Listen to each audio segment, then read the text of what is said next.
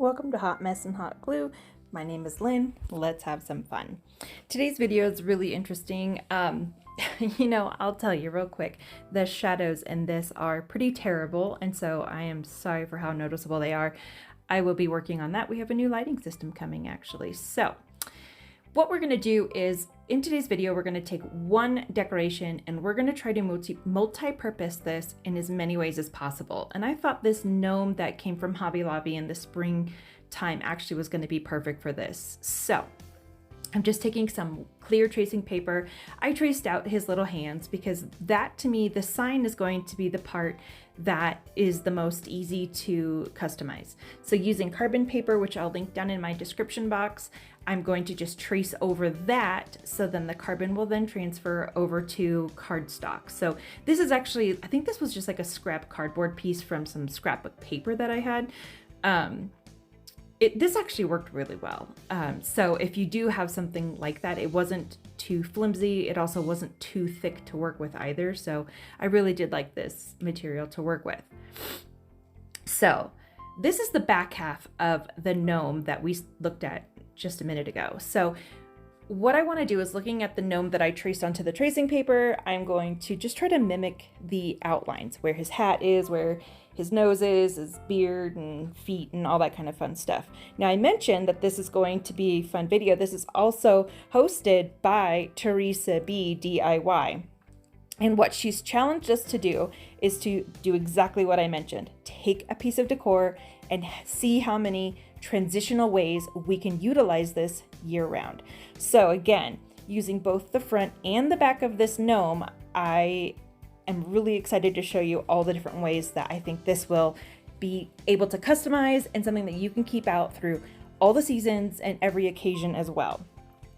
So now that I've got all of that transferred and kind of drawn onto the back portion of the gnome, I wanted to go ahead and just kind of close up or seal the little hole in it where the hanger was when I first got it. So just using some Dollar Tree spackle, I just went ahead and filled that in.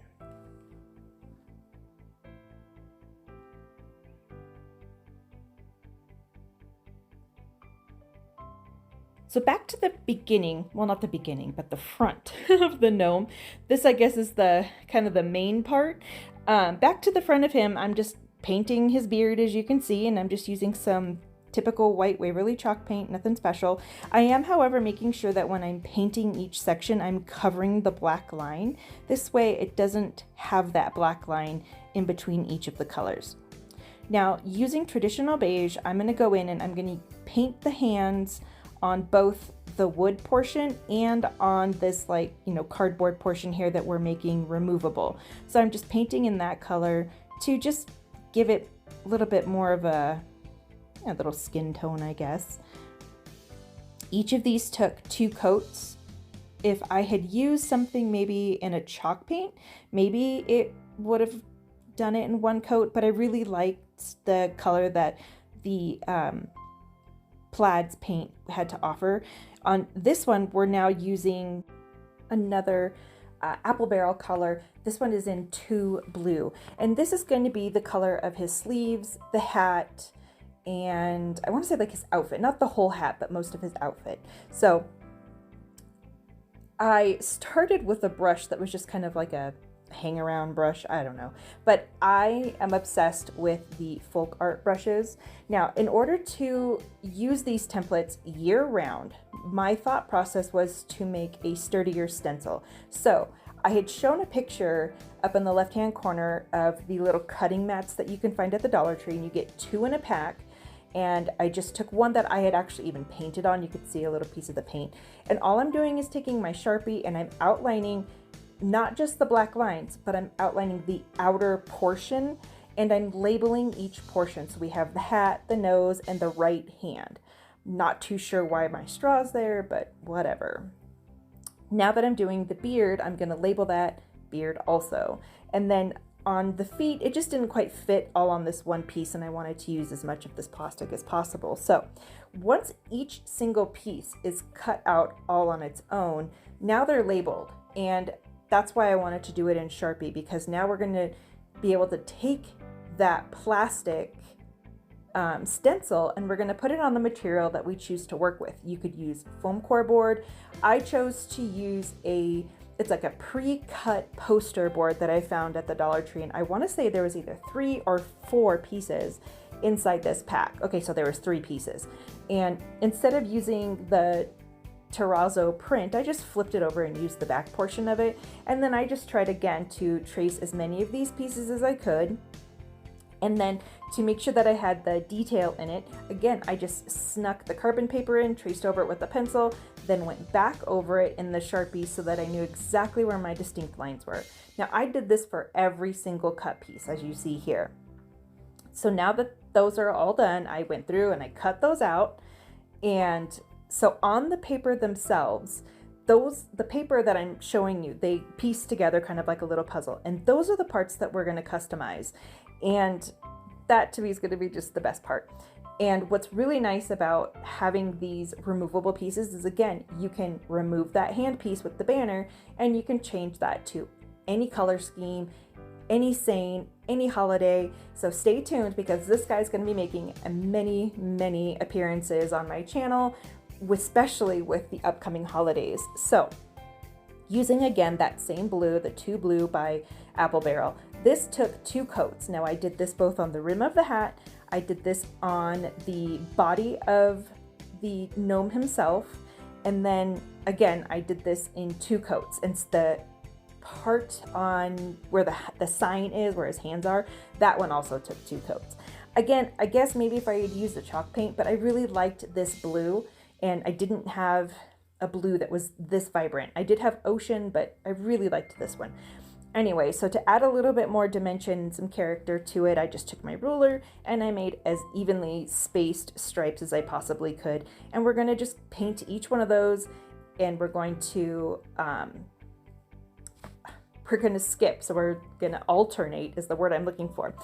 I'm showing you here how flimsy kind of that poster board got once it was wet. However, I'll show you the fix to that. So again, we alternated white and this beautiful cardinal red on the hat. So we've got the interchangeable pieces are now set aside and they're drying.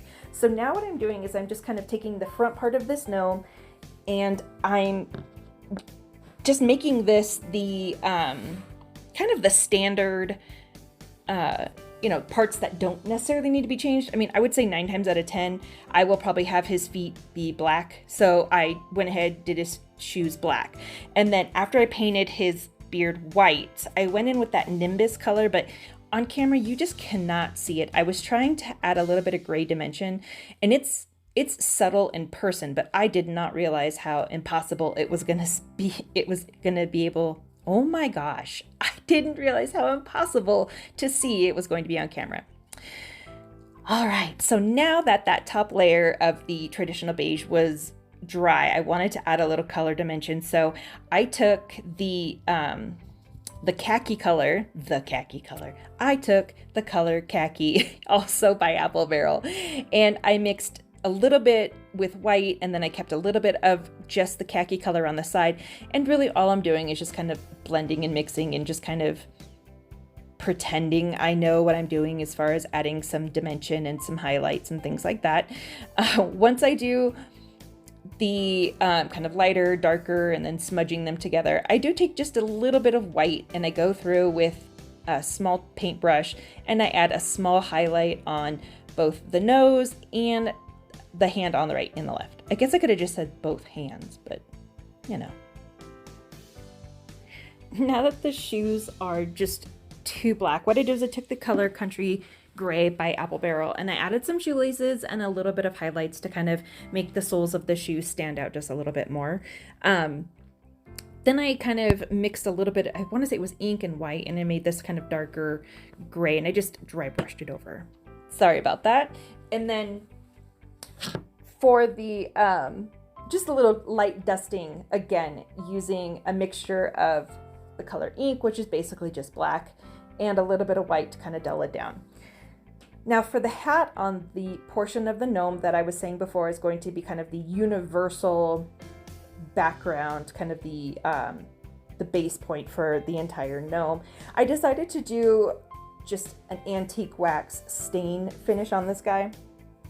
And I really like the way it turned out. I think, you know, even though this is an unfinished kind of particle board, that antique wax really brings out the wood grain in it. And so it really has a nice finished look.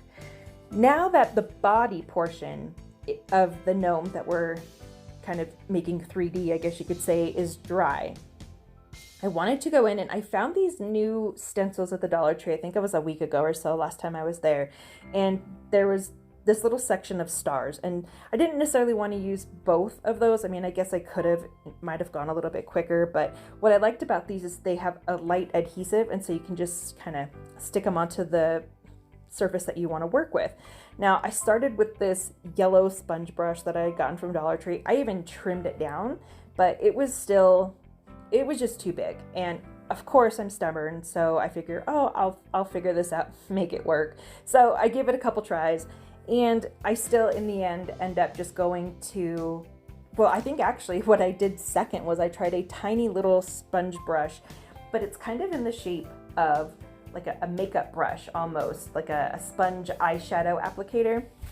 And I found a pack of those at Hobby Lobby a while ago, and they work really good for using the antique stain and stuff in small areas and crevices. But on this, it's still just, the sponge was too flimsy, and I was getting a lot of bleed through and overhang and all of that. So again, like I said, I tried, I was stubborn, but in the end I went with just a tiny brush, just a regular old paintbrush with the small tip bristles, and I just tapped it. I just bounced the bristles over it. Now I still got a little bit of bleeding, but I cleaned that up in the end with just some spare blue paint and another fine tip brush. Now what I'm doing is I cut out a bunch of these kind of USA 4th of July looking gold rub-on transfers that I also got at the Dollar Tree a while back. I knew when I saw them that this would be the perfect time to use them, so I picked those up.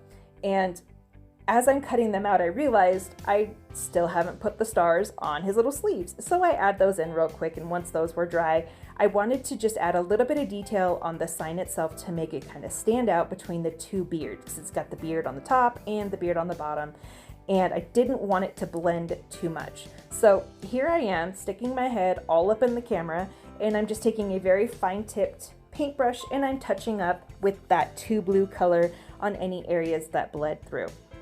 Now on this portion here, on like the ball of the hat, I just took a part of, I want to say it was the Pledge of Allegiance, and I'm just rubbing that on, and it transfers really well.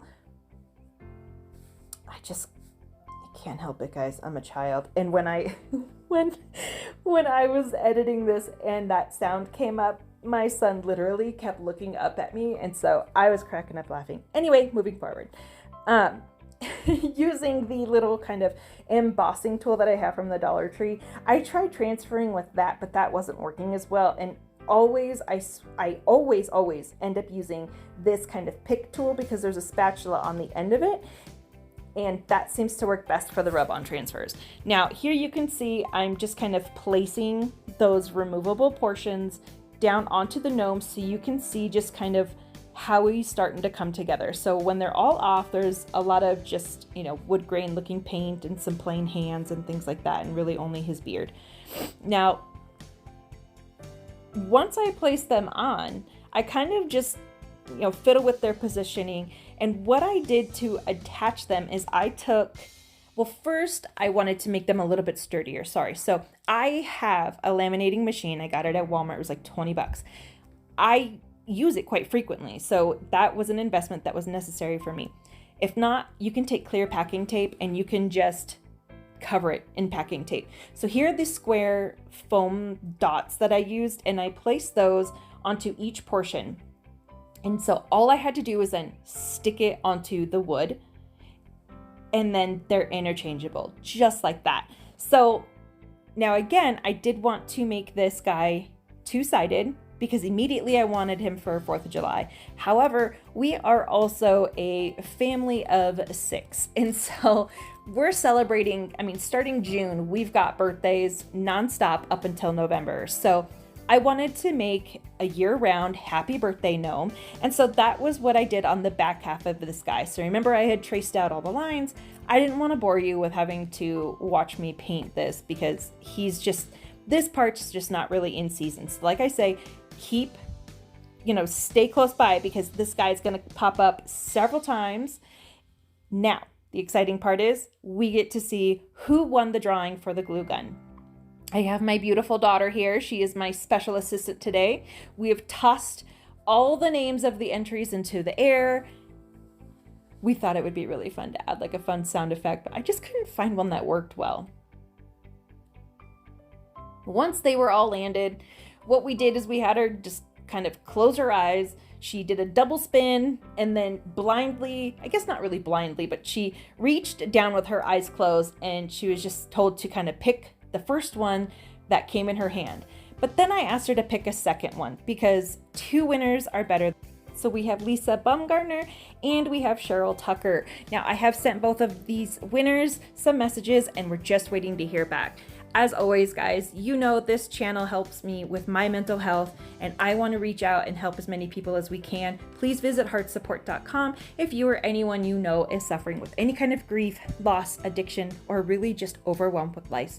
With life. Oh my goodness. This giveaway was so much fun. We're going to do a giveaway at every 500 subscriber increment. Don't forget to like, subscribe, hit that bell so you're notified every time I upload.